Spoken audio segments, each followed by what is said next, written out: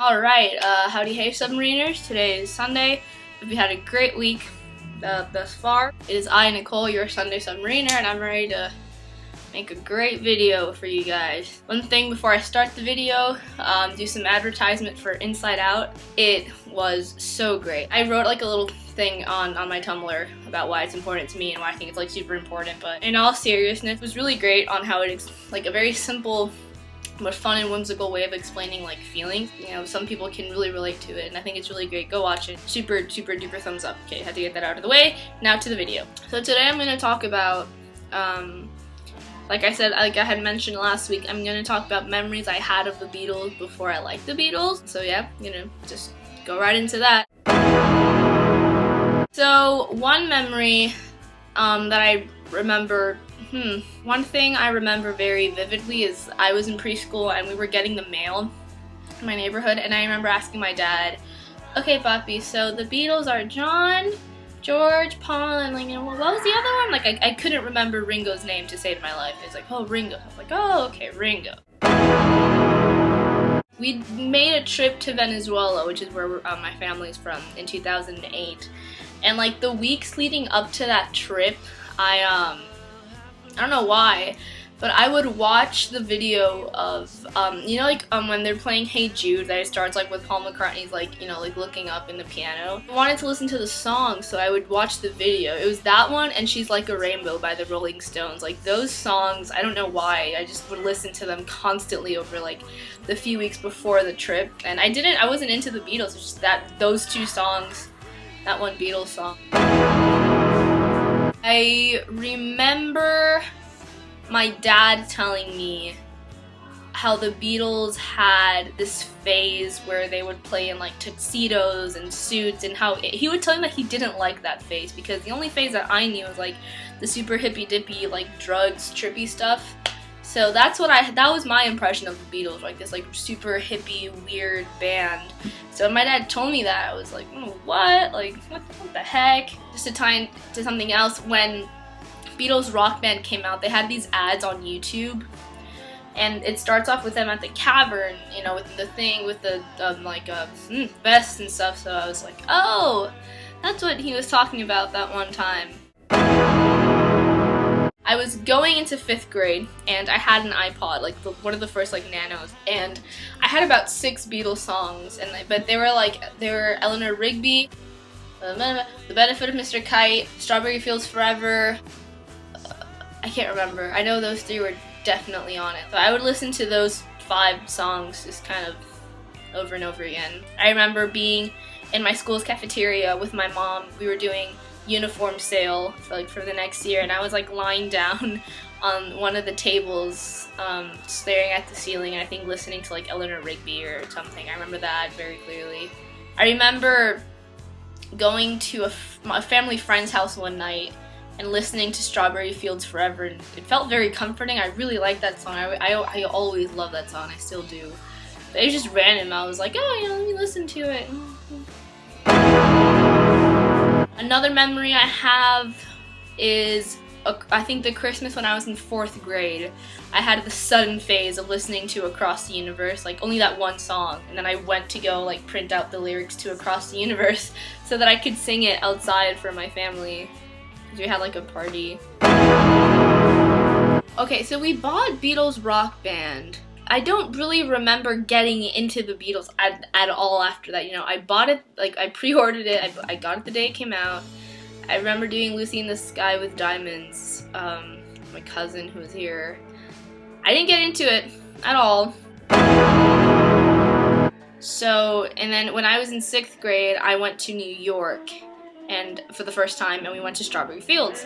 And I had always kind of known John Lennon because we had a John Lennon poster in my house. My dad listened to John Lennon music. I was more familiar with John Lennon's solo music. So we went there, and a couple there was a proposal going on at Strawberry Fields, and the guitar player was playing something. So after that trip, whenever I would hear something, I got like super emotional thinking about the trip, but I wasn't into the Beatles. It was just that one song that would get me like, oh my god, I want to go back to New York.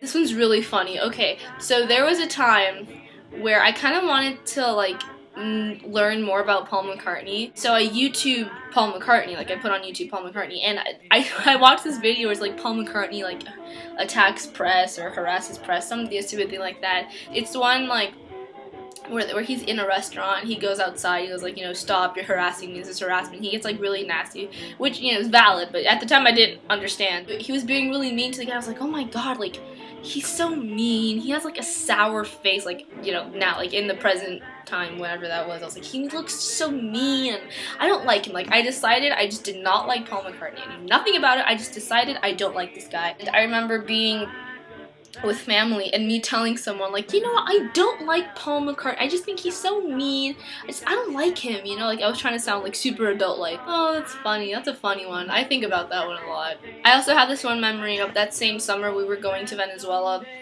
of me at home. I blasted, for the benefit of Mr. Kite on the speakers that we had downstairs, and the part where it goes, and of course Henry the horse dances the waltz, like I remember going around my house, like to that, because I had blasters, so you could hear it all around the house. I just like, kind of like twirling, like on tippy toes, like all around my house, but only for that part. I remember that. So that's it. That wraps up this week's video of memories I had before I liked them. Memories I had of the Beatles and before I liked them. Next week, I will be answering. Someone asked on my YouTube, on the last video that I made. Oh, and I'd like, if other submariners haven't seen this, I want you all to answer this too. I thought it was like a super interesting question. One of the best questions I've ever gotten ever. Which one of the Beatles' solo lives, like, or careers after the Beatles, do you most identify with? What they did, what direction they took musically, blah blah blah blah. Which one of them do you most identify with? That's a great question. I want you all to answer. I can't wait to see it. A couple of last notes. I talked to, I don't know why I didn't talk about this at the beginning. I talked to Jamie and Karen for the first time in like 3 or 4 years. Like, I joined this channel in 8th grade and I'd never talked to them outside of, like, you know, messages or like text, like you know, text, not text messages, but like, you know, text like on the computer and Tumblr messages and Facebook messages. I'd never heard them speak to me like with their voices. I'd never heard their voices out of context, like out of a video, and it was seriously the coolest thing. And it was only for like 10 seconds because I had a lesson, but it was so fun and it was so cool and it seriously made me so happy, and I cannot wait to talk to you guys again. It was like actually have a conversation, you know. I'm so excited. I'm so happy that I got to finally do that. I cannot wait to see, you know, all the shenanigans we'll get to do with each other. Also, Maddie, I saw your video when you saw Jamie. I was so jealous. The whole time I was like, oh my god, I want this in my life, I want this in my life. I want to freak out over the Beatles with someone in my life. I was so jealous, but I was also like super happy. Like, I thought it was super cool. Right on. So that's it from me. Remember to keep commenting or send me messages on my Tumblr on things that you want to hear, things that you want to know about, albums, eras. Someone mentioned the trip to India. I'm definitely going to do that. I don't know much about that, so I'm going to do that in the near future. Things that you want to hear, you know, learn more about, hear me talk about, please comment, message me, and I will totally get that in for you. Have a great week, guys, and I will see you next Sunday. Goodbye! So I went downstairs to get water, and my dad told me that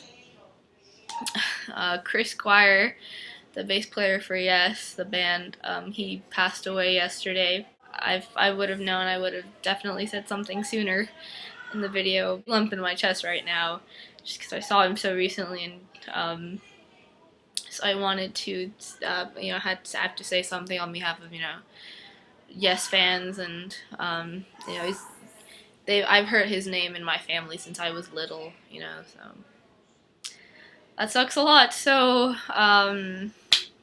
just wanted to say something. So rest in peace, Chris Squire. Thank you for the music, and I'm very sorry. So my heart's out to Yes and to Yes fans and Chris Squire fans everywhere. So yeah, thank you, Chris Squire.